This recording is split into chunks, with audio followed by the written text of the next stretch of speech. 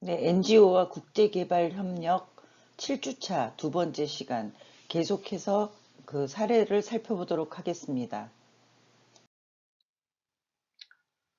네슬레입니다. 여러분 많이 들어보시고 잘 아시죠? 네슬레라는 이제 다국적 기업인데요. 스위스에 본사를 두고 있는 식품 기업입니다. 우유, 초콜릿, 과자, 생수, 커피 등의 다양한 제품을 생산을 하고 있고요. 2013년 기준으로 34만 명의 직원이 있다고 합니다. 네슬레는 이제 장기적으로 기업이 성공하려면 주주들과 사회에 동시에 가치를 창출해야 된다. 그래야지만 가능하다라는 확신을 갖고 있고, 이거를 이제 공유 가치의 창출이라고 이제 생각을 하고 있는데요. 특히 이제 그 공동의 가치를 최적화할 수 있도록 하는 분야는 식수, 농촌 개발, 또 영양이다라고 이제 결론을 내렸습니다. 그래서 네슬레가 이제 원재료를 그 수급받는 그런 공급 기지에 54만 농민들하고 이제 긴밀하게 공조를 하고, 그들이 생산적인 활동을 해가지고 빈곤으로부터 해방이 되도록 이제 지원을 해야 된다라고 사업의 어떤 필요성을 설명을 하고 있습니다. 사업 내용은 그 식품 회사로 영양에 가장 우선적인 그 전략에 초점을 맞췄습니다. 그래서 영양에 대해서 지속적인 연구 개발을 투자를 하고요. 또 새로운 영양이 풍부하고 건강에 유익한 제품을 개발하는 것에 이제 핵심적으로 그 집중을 했습니다. WHO 세계식량기구죠. UNDP, UN 개발계획이죠. 그러니까 WHO하고 UNDP는 영양 결핍은 이중의 고통이라고 이제 분석을 하고 설명을 하고 있습니다. 그러니까 영양이 결핍됐다는 거는 다른 고통에 그 더해서 중복적인 어떤 고통을 준다. 그러니까 영양 결핍을 우선적으로 해결해야 된다. 이런 메시지겠죠. 그래서 필수 영양분을 섭취하지 못하는 고통은 또 균형 있는 식사를 하지 못해서 발생하는 과다 체중이라든가 비만, 이런 것들이 다 고통에 해당이 된다라고 설명을 하고 있고요. 그래서 네슬레는 필수 영양분과 저칼로리, 저염의 균형된 식사를 할 수 있는 영양 있는 제품을 생산하는 것을 목표로 그 네슬레 재단이 설정한 기준의 75%, 그러니까 자기네들이 이제 그런 기준들을 나름대로 만들었는데, 그런 재단의 기준의 75% 정도를 달성하고 있다라고 자체 평가를 했습니다. 그리고 또 모유 수유를 권장하는데 모유 수유를 권장하지만 모유 수유가 불가능한 경우도 있으니까 유아 분유를 대용으로 이제 공급을 하는데요. 그 포뮬러의 생산 공급의 전반적인 거에 관해서 WHO의 코드에 기초해서 이제 그 모니터링을 한다는 것이죠. 그러니까 맞는지 틀리는지 적합한지의 그런 적합도 같은 거를 이제 테스트를 한다는 것이고요. 네슬레 헬시 키즈 프로그램을 64개국에서 진행을 하고 있습니다. 우선적으로 이제 그 저소득층의 소득 수준에서 구입 가능한 질이 좋은 영양 제품을 개발하고 판매하는 거에 목표를 뒀습니다. 그러니까 소득이 낮지만 그래도 좋은 제품을 먹을 수 있도록 해주겠다라는 의지겠죠. 그래서 요오드 영양소가 강화된 그 매기 제품을 이제 생산을 했는데 86만 톤을 생산을 해가지고요. 전 세계에 판매를 했습니다. 그런데 그 매기 제품에는 고기 스프, 양념, 국수 등을 이제 포함을 했다 그러는데, 이런 제품들을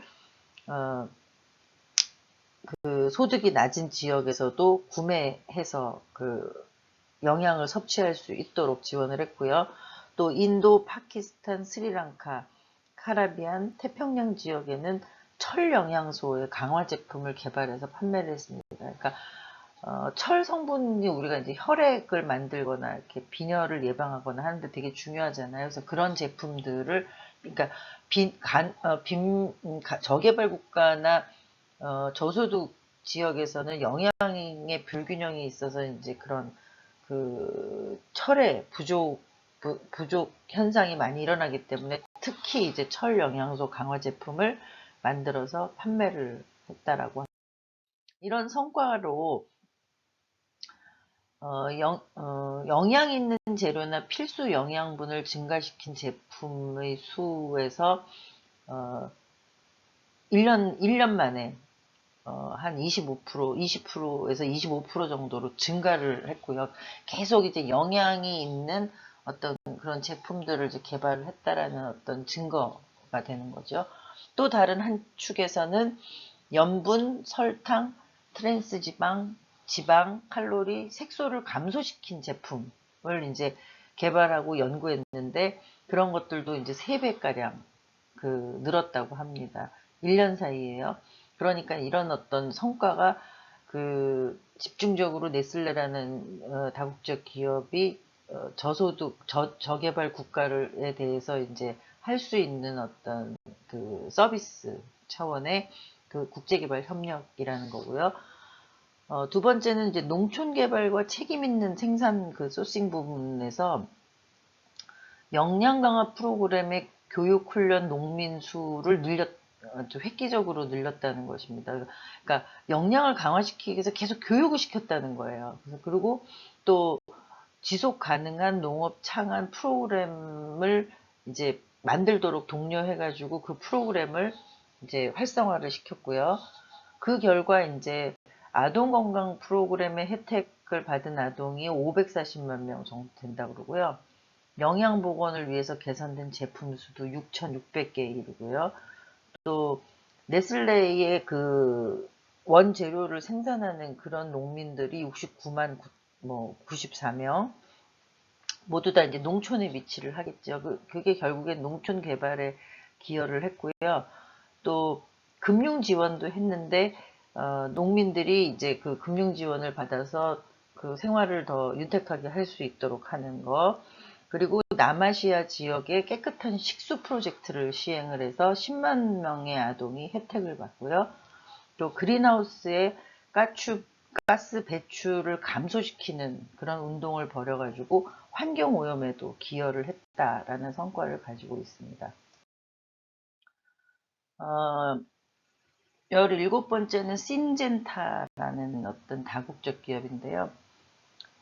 신젠타는 라틴어라고 합니다. 그런데 사람을 함께 불러 모은다는 의미를 가진 기업이라고 하는데요. 스위스 바젤에 본사를 두고 있고요. 종자와 농약, 살충제를 판매하는 농업 다국적 기업입니다. 그래서 열대기후에 적합한 품종을 개발하는데 오랫동안, 그러니까 11년 동안 R&D 투자를 해가지고 농민들이 절반의 농작 기간에 동일한 양의 사탕수수를 수확할 수 있도록 하는 어떤 품종을 개발했다는 것, 생산성을 높인 거죠. 결국 생산성과 효율성이 높아지면서 사탕수수 재배에 필요한 물이 농작 기간이 줄어드니까 물이 30% 이상 감소를 했고요. 이 실험 재배에 인도 농민 2,000명, 콜롬비아 농민 1,000명이 참여를 했고 또 실험 재배를 한 농지만도 10만 헥타에 이른다고 합니다.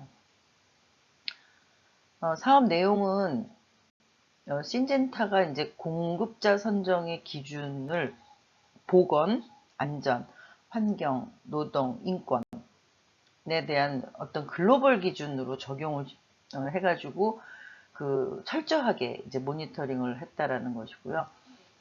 또 화학 물질 공급자 이제 사정을 실시하는데 이런 이 중에 이제 절반 이상이 아시아 태평양 지역을 이제 방문을 해가지고 화학 물질의 오염도라든가 이런 것들을 이제 평가했다는 것입니다.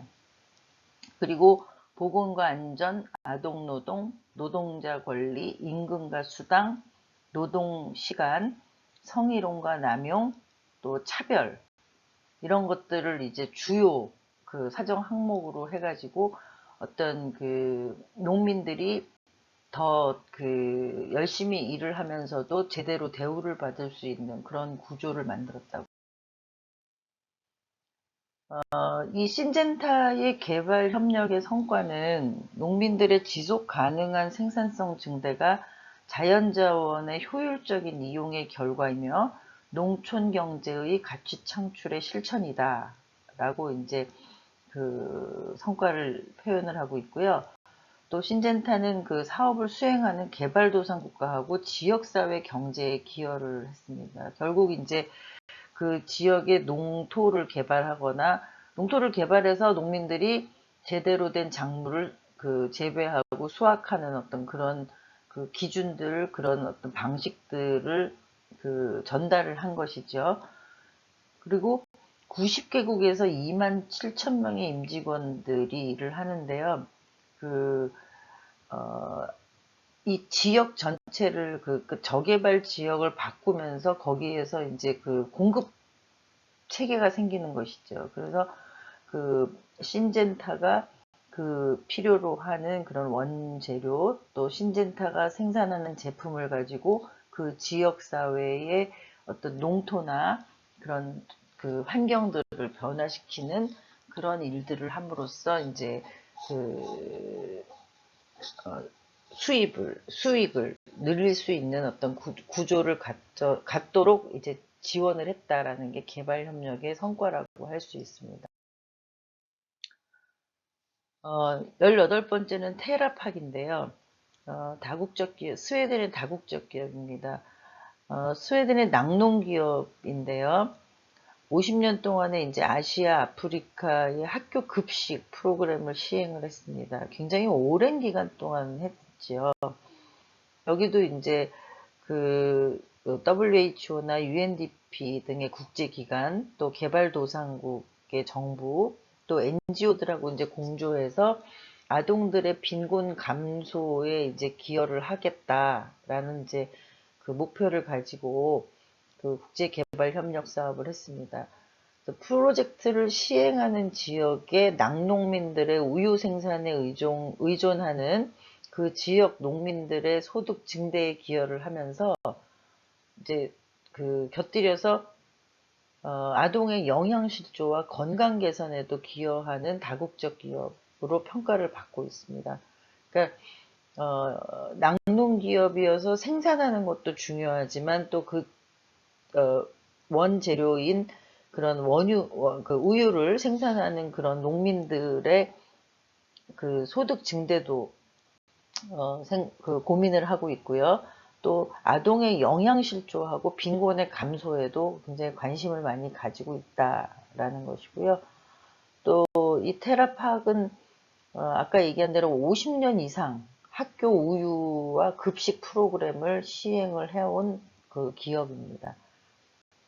주요 사업 내용을 보면 2008년도에 세계 금융 위기가 왔죠. 그래서 세계 이제 식량 위기가 발생을 했습니다. 한편으로는 이제 분유의 공급이 이제 제한적인 상황에서 가격이 2배 이상 분유값이 폭등을 했다는 겁니다. 그래서 이런 문제에 이제 봉착을 하고 또 다른 한편에서는 개발도상국의 소낙농인들의 우유 생산이 늘면서 소득이 증대되지 않고 품질에 대한 문제가 제기가 됐다고 합니다. 그러니까 낙농인들이 우유 생산은 늘어났는데 그 품질을 관리하는 방식이나 이런 부분에 대해서 이제 교육을 받을 기회가 없었기 때문에 품질에 대한 문제가 계속 제기되면서 가격이 올라가고 품질은 낮아지고 하는 어떤 이중적인 그런 부담이 생기게 됐다는 것입니다. 그래서 이런 모순된 어떤 문제들을 극복하기 위한 방법으로 낙농 허브 프로젝트가 탄생을 했습니다. 그래서 소낙농민이 직접 운영하는 대규모의 상업적 농장을 구축하고요. 프로세스 비용 절감으로 수익을 증대하는 구조를 만들었는데 이런 프로젝트를 시행하기에 가장 적합한 지역으로 파키스탄을 이제 선정을 했습니다.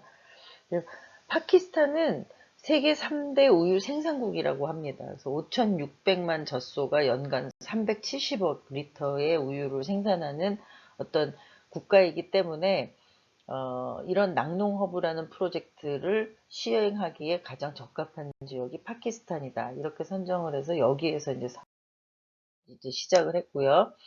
또 이 낙농업이 파키스탄에서는 파키스탄 총 생산량의 11%를 차지할 정도로 기여도가 높고요.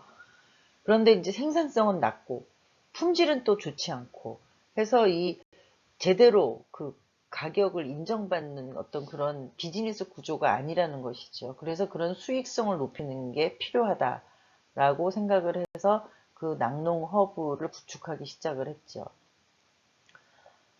낙농 허브는 800에서 1000여 소낙농민들을 중심으로 20개 마을이 참여를 했고요. 1만여의 젖소들로부터 우유를 공급받아서 이제 규모의 경제를 창출하는 그런 시스템을 만들었습니다.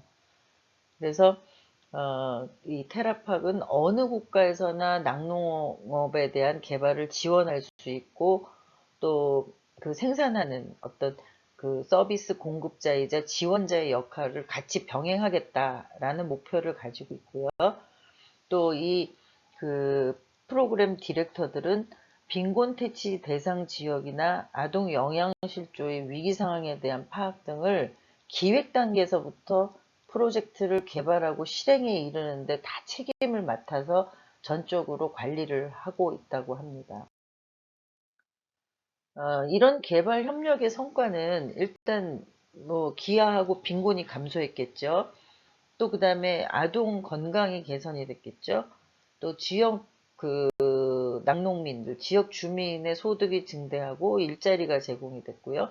또 지역의 역량 구축이 됐고, 이제 아동들이 영양이 개선되고 건강해지니까 학교 등교율이 증가를 했다고 합니다. 또 농업 생산성 증대에도 성과를 가지고 있습니다. 실제로 이제 낙농민들에게 주는 혜택은 가축의 건강을 유지하고 안정적인 소득과 교육을 실시한 거고요. 세계 최고 수준의 우유 생산과 프로세스 기술을 이제 전수를 해서 우유 생산량과 품질이 동시에 개선이 되고 지역 시장에서도 보다 안전하고 건강하고 또 저렴한 우유를 판매할 수 있는 어떤 틀을 만들었습니다. 그리고 방글라데시에서도 이와 같은 프로젝트가 이제 빈곤 감소의 성과를 이룩했는데요. 소규모의 낙농 생산을 하는 소낙농민들이 우유 대부분을 생산하고 여러 지역으로 낙농 허브가 확대, 구축, 운영되었습니다. 그래서 농민들의 소득이 실제로 2010년에 프로젝트 이전에 100달러에서 133달러 수준으로 증가를 했고요. 또 학교 급식 프로그램을 통해서 그 개발 협력의 성과도 높게 평가를 받고 있습니다. 세계 60개국에서 6,700만 명의 아동들의 급식을 위해서 82억 팩의 우유 제품들을 낙농업자하고 파트너가 돼서 이제 공급을 하는 그런 그 사업의 성과를 이룩하고 있습니다. 19번째는 에보트라는 미국의 다국적 기업인데요. 세계 150개국 이상에서 7만 명의 직원을 두고 있는 그 세계 최대의 건강 케어 다국적 기업입니다. 의료 진단 설비라든가 유아 분유, 시밀락. 여러분들 시밀락 아시죠? 많이들 들어보셨을 거고 아마 시밀락을 먹고 성장한 아마 여러 학생들도 여러분들 중에 있을 것 같아요. 예전에는 우리나라 그 분유가 품질이 그렇게 이제 그 담보되지 않았을 때는 그 미국에서 시밀락 분유를 이렇게 수입해서 그 먹이는 그런 부모들이 되게 많았었거든요. 그리고 건강 케어 제품, 또 의약품을 생산하는 그런 기업입니다. 그 시밀락은 모든 사람들의 건강과 웰빙을 위해서 혁신적 역할을 하겠다라는 거고요. 또 사람들이 필요로 하는 약품과 보건 서비스의 장벽을 없애겠다라는 거고, 또 환자와 소비자들에게 삶의 질 개선을 하고 전문적인 보건 인력의 교육에 투자를 하겠다. 환경을 안전하게 보존하고 또 지구의 기후변화의 위기와 식수 부족 등을 최소화하겠다. 이런 목표를 가지고 있습니다. 에보트의 글로벌 시민 정신은 중국, 브라질, 인도 등지에서 이제 추진이 되고 있는데요. 여기가 이제 그러니까 그 에보트가 생산하는 제품을 공급해주는 그런 어떤 지역이라는 것이죠. 소수층, 여성, 중소기업, 또 전역 군인을 배려해서 공급 물량을 확대할 수 있도록 새로운 정책을 추진하는데, 이런 사람들을 이제 고용을 했다기보다는 그 지역에 살고 있는 이런 대상들한테 그 재료를 생산할 수 있도록 하고 공급을 받았다는 것이죠. 그래서 소수층의 공급 물량 금액도 이제 많이 늘었고요. 또 여성의 경우도 많이 늘었고요. 여기서 이제 각각의 계층에 대한 그 물량 금액을 보면 소득이 증대했다는 것을 이제 알 수 있습니다. 2001년부터 10년 동안의 탄자니아 정부와 이제 PPP 방식으로 이제 보건의료 현대화 사업을 추진을 하고 있는데요. 탄자니아 국민 모두에게 그 혜택을 주는 보건의료 시스템을 구축하고 서비스를 제공하겠다라는 걸로 이제 그 기금은 인프라 현대화를 하고요. 보건인력 교육 훈련을 시키고요. 또 병원 관리 체계를 개선하고 또 고품질의 검사 접근 기회를 확대하는 데에 돈을 투자해서 이제 사업을 시행하고 있다라는 것입니다. 이런 개발 협력의 성과를 보면 탄자니아의 최초로 응급의료실을 개설을 해갖고 12만 명 환자에게 긴급 생명 구호 서비스를 제공을 했습니다. 그리고 그 외래진료센터를 이제 신축을 해가지고요. 100만 명 이상의 환자들이 이제 병원에 오고 갈 수 있도록 만들었고, 그 농촌이나 오지에 90개의 진료실을 개설을 했습니다. 그리고 또 현대화된 진단과 검사실의 신축 운영으로 양질의 검사와 치료 서비스를 하는 병원을 전국에 23개를 만들었고요. 또 보건 인력을 양성하기 위해서 훈련을 시키기도 했고요. 또 에이즈 감염자 서비스 개선이라든가 또 탄자니아 전체에 이제 그 에이즈 감염자들이나 치료를 받아야 될 사람들이 많은데, 이런 사람들을 집중적으로 지원을 해서 약 20만 명에 달하는 아동과 가족들에 대한 서비스를 제공을 했고, 또 여기에도 이제 특이한 거는 그 에보트의 임직원 자원봉사 활동을 같이 이제 병행을 한 거죠. 전문 인력, 의료 전문 기술을 가진 인력들, 또 교육 훈련에 참여하는 인력들을 자원봉사 활동으로 해갖고 10,000시간 정도 그 자원봉사 활동을 참여하는 그런 그 성과를 갖고 있다고 합니다. 20번째 그 사례로는 헬스스토어 파운데이션인데요. 미국의 사회적 기업입니다. 그 헬스스토어 파운데이션은 개발도상국의 많은 아동들이 전염병으로 사망하는 현실에 대해서 이제 해법을 찾은 건데요. 기초의약품을 지원해서 전염병의 70에서 90%를 치료할 수 있다라는 확신을 가지고 그 미션을 수행하고자 했습니다. 그리고 세계 여러 지역의 이제 간호사나 보건 의료 직원들이 헬스 스토어를 소유해가지고 그 프랜차이즈 형식으로 운영을 하도록 지원을 했고요. 2000년도에 케냐의 첫 민간 보건소인 아동가족 건강 숍을 개설을 해서 말라리아, 설사 등의 치료약을 공급을 했습니다. 이런 그 CFW, 아동가족 건강 숍이죠. 이 CFW 모델은 소형 약국과 진료소의 네트워크이고요. 또 우선적으로 빈곤층에게 필수 의약품을 공급하는 미션을 갖고 있습니다. 말라리아, 호흡기 질환 등 가장 보편적인 사망 질환에 타겟이 맞춰져 있고요. 또 치료약 공급뿐 아니라 교육과 예방 활동에도 병행을 하고 있습니다. 주로 이제 그 그러니까 중저소득층의 여성들과 아동들이고요.